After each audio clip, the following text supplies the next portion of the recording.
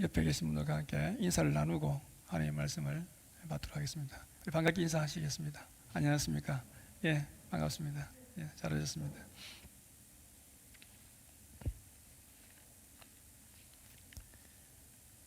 세상에 모든 현명한 사람들은 말을 중요하게 여겼습니다. 그래서 루크라는 사람은 말 한마디에는 세상을 지배할 힘이 있다, 그런 말을 했습니다. 그런데 미래를 어둡게 만드는 세 마디 말이 있다고 합니다. 첫 번째는 다 그런 거지 뭐. 두 번째는 나 하나쯤이야 괜찮아. 세 번째는 다른 사람들도 다 그래 라고 합니다. 반대로 미래를 밝게 바꾸는 세 마디 말이 있습니다. 첫 번째는 다 그런다 할지라도, 두 번째는 나 하나만큼은, 세 번째는 다른 사람이 다 그래도 라고 합니다. 단 세 마디의 말만 바꿔도 정말로 인생이 바뀝니다. 왜냐하면 말은 생각에서 나오고 행동은 말을 따라가기 때문입니다. 저와 여러분들이 자주 쓰는 세 마디의 말은 어느 쪽에 속해 있습니까? 크리스찬에게 중요한 것은 이것입니다.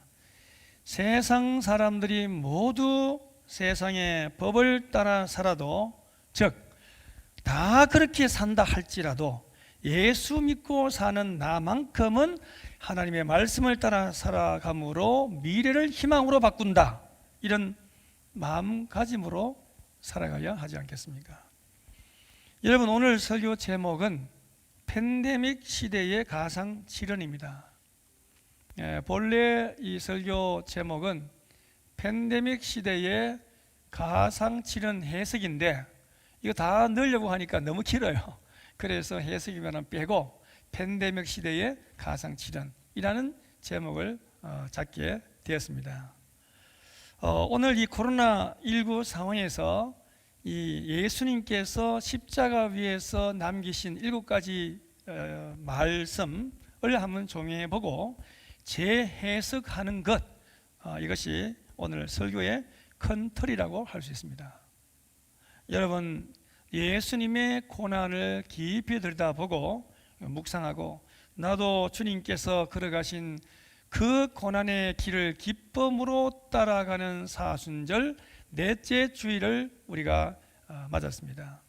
제가 처음에 어둡게도 또 때로는 밝게도 변화시키는 말의 위력에 대해서 말씀드렸습니다.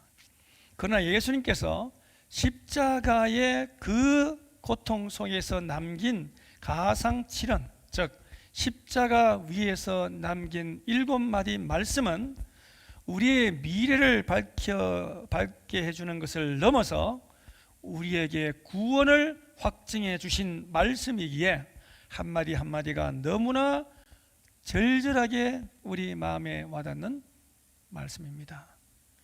그러면 십자가 위에서 하신 첫마디 말씀이 무엇입니까? 누가복음 23장 34절입니다. 이에 예수께서 이르시되 아버지 저들을 사하여 주옵소서, 자기들이 하는 것을 알지 못함이니이다 하시더라. 그들이 다시 그의 옷을 나눠 제비 뽑을세. 이 말씀은 죽음 앞에서도 주님을 못 박는 그 죄인들을 용서하시는 주님이심을 우리에게 보여주고 있는 말씀입니다. 사랑에 바탕한 용서의 극치를 보여준 말씀입니다. 둘째 마디는 무엇입니까? 누가복음 23장 43절입니다. 예수께서 이르시되 내가 진실로 네게 이르노니 오늘 네가 나와 함께 낙원에 있으리라. 예수님과 함께 십자가에 매달린 한 강도가 회개할 때 주님은 낙원을 허락해 주신 것입니다.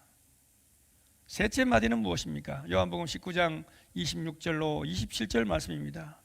예수께서 자기의 어머니와 사랑하시는 제자가 곁에 서 있는 것을 보시고 자기 어머니께 말씀하시되 여자여 보소서 아들이니이다 하시고 또 그 제자에게 이르시되 보라 내 어머니라 하신대 그때부터 그 제자가 자기 집에 모시니라. 요한에게 어머니 마리아를 부탁하는 효성 깊은 예수님의 인간적인 모습을 잘 보여주는 말씀입니다. 넷째 마디는 무엇입니까? 넷째 마디가 바로 오늘 본문 말씀입니다. 마가복음 15장 34절입니다. 제9시에 예수께서 크게 소리 지르시되 엘리 엘리 라마 사박다니 하시니, 이를 번역하면 나의 하나님 나의 하나님 어찌하여 나를 버리셨나이까 하는 뜻이라. 가상칠언을 먼저 여러분에게 간략하게 소개한 뒤에 가서 오늘 본문을 중심해서 말씀을 드릴까 합니다. 다섯째 마디는 무엇입니까? 요한복음 19장 28절입니다. 그 후에 예수께서 모든 일이 이미 이루어진 줄 아시고 성경을 응하게 하려 하사 이르시되 내가 목마르다 하시니 입니다. 여러분, 예수님께서 남기신 목마르다, 이 한마디에 인간의 최고 고통이 함축되어 있다고 말씀드릴 수 있습니다. 여섯째 마디는 무엇입니까? 요한복음 19장 30절입니다. 예수께서 신 포도주를 받으신 후에 이르시되 다 이루었다 하시고 머리를 숙이니 영혼이 떠나 가시니라. 다 이루었다는 이 말씀은 인류의 구원자 예수님만이 하실 수 있는 말씀이라고 생각합니다.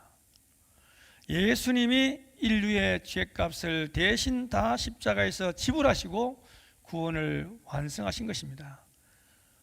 여러분도 잘 아시겠습니다만은 다 이루었다라고 하는 이 말은 헬라어 테텔레스타이라는 뜻으로 내가 빚을 다 갚았다라고 하는 뜻을 가지고 있습니다. 마지막 일곱째 마디는 무엇일까요? 누가복음 23장 46절 말씀입니다. 예수께서 큰 소리로 불러 이르시되 아버지 내 영혼을 아버지 손에 부탁하나이다 하고 이 말씀을 하신 후 숨지시니라. 네, 말씀입니다. 하나님이 맡기신 인류 구원의 일을 모두 완성하신 예수님이 마지막으로 자신의 영혼을 하나님께 의탁하는 장면입니다.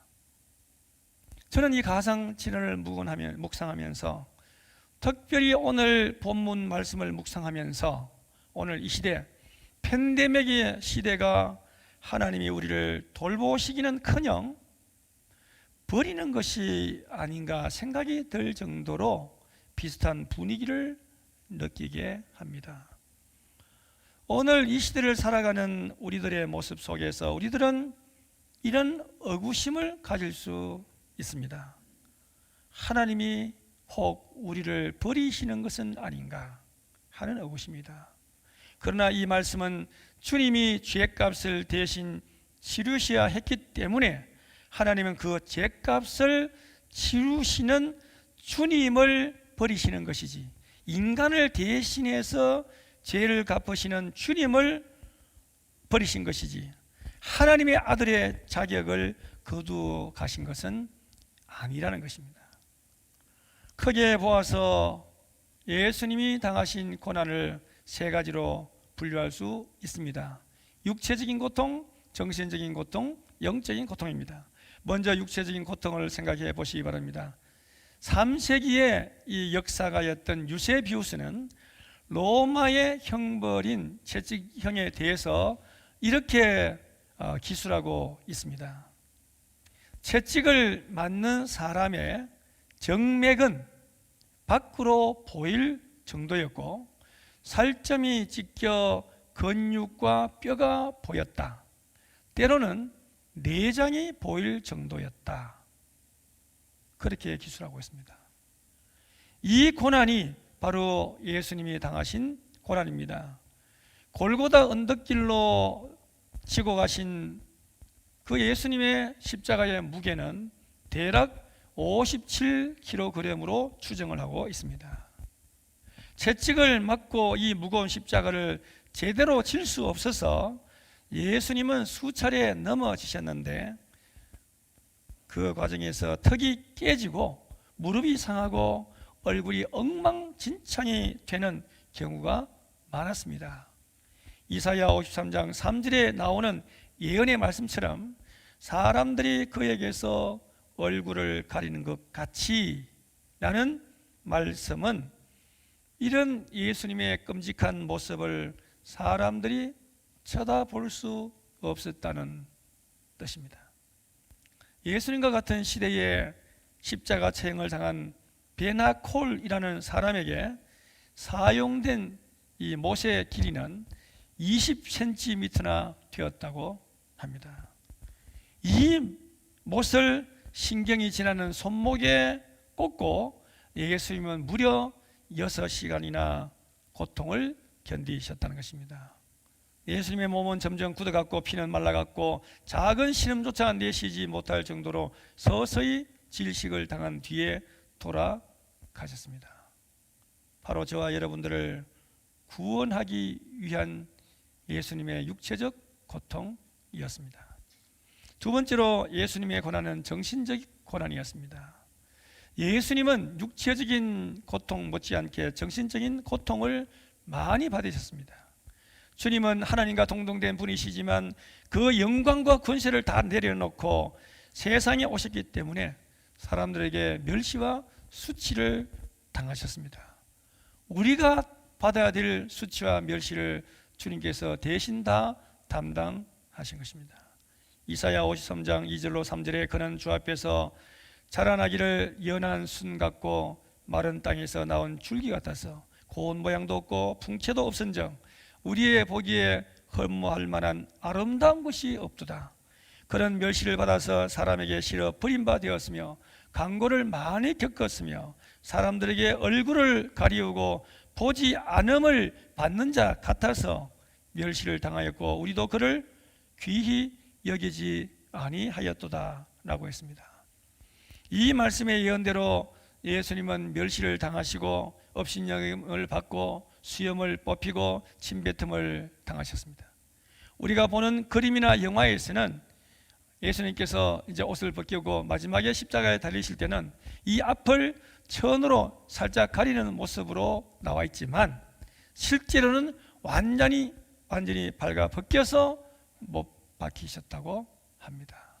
얼마나 지옥스럽겠습니까? 또 오죽했으면 그가 무도한 대역 죄인에게만 시행하는 십자가에 달려 돌아가셨겠습니까? 사도 바울도 도끼로 목을 쳐 죽이는 극형을 받으시고 수모를 받으셨습니다.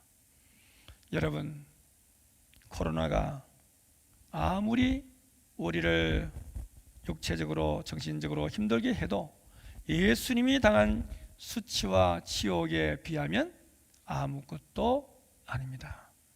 마지막으로 예수님은 영적인 고통까지 당하셨습니다. 예수님이 받으신 육체적인 고통이나 정신적인 고통보다 더 큰 고통은 영적으로 당하신 고통입니다.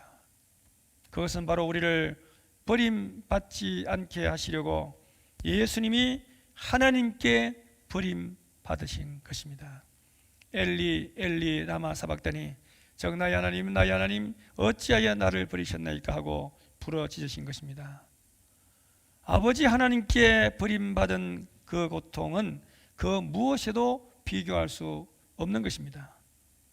사람들이 비웃기를 네가 하나님의 아들이었거든 십자가에서 내려와 보라 하며 조롱했지만 예수님은 할 수 없었어가 아니라 십자가에서 내려오시면 우리는 영원히 버림받고 영원한 형벌을 받을 수밖에 없었기 때문에 내려오지 않고 십자가의 형을 묵묵히 감당하셨습니다.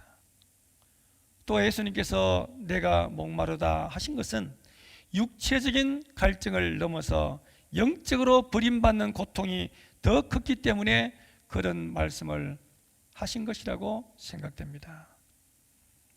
사랑하는 영신교우 여러분, 영신가족 여러분, 팬데믹 시대에 마스크를 끼고 2m 거리를 유지하고 방역 수칙을 준수한다는 것은 육체적 고통입니다. 그리고 경제가 무너져 삶이 피폐해져 가고 있습니다. 정신적 고통 속에 힘겹게 살아가는 사람들이 너무나 많습니다. 뿐만 아니라 삶의 어떤 의미나 목적을 알지 못해서 영적으로 방황하는 사람들이 많습니다. 이런 시대에 우리 크리스찬들은 어떤 마음가짐을 가지고 살아가야 하겠습니까? 예수님은 우리보다 더 훨씬 큰 고통의 십자가를 기꺼이 지셨다고 하는 사실입니다. 그러므로 우리가 과거의 풍요한 시기에, 팬데믹 이전에 그 좋던 시절에 가상칠언 말씀을 대하면 때로는 현실과 너무 동떨어지는 느낌을 받을 수도 있었지만, 오늘날 이 상황에서는 가상칠언은 우리에게 큰 힘과 위로가 되고 희망의 메시지가 되고 있다고 하는 사실을 기억하시기를 바랍니다. 그 이유는 무엇일까요? 오늘날 누구나 대동소이하지만 불안과 고통에 시달리고 있기 때문입니다. 사랑하는 영신가족 여러분, 이 시간 이것만은 꼭 기억하면 좋겠습니다. 우리가 당하는 육체적, 정신적, 영적인 고통은 예수님이나 바울이 당한 것에 비하면 아무것도 아니라는 것입니다. 비교 불가입니다. 오늘 말씀을 맺습니다. 사순절, 다시 한번 죄인들을 대신하여 목숨 버리신 주님의 그 숭고한 사랑과 희생을 기억하며 어려운 시기를 불굴의 믿음으로 극복하고 이기는 복된 성도님들이 다 되시기를 주님의 이름으로 축원합니다.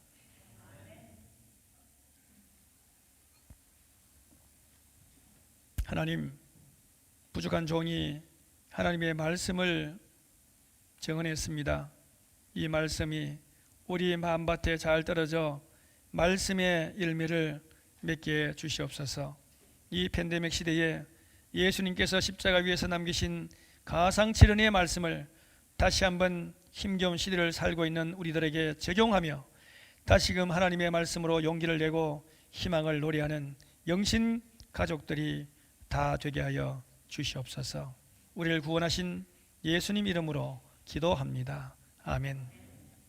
주신 말씀 우리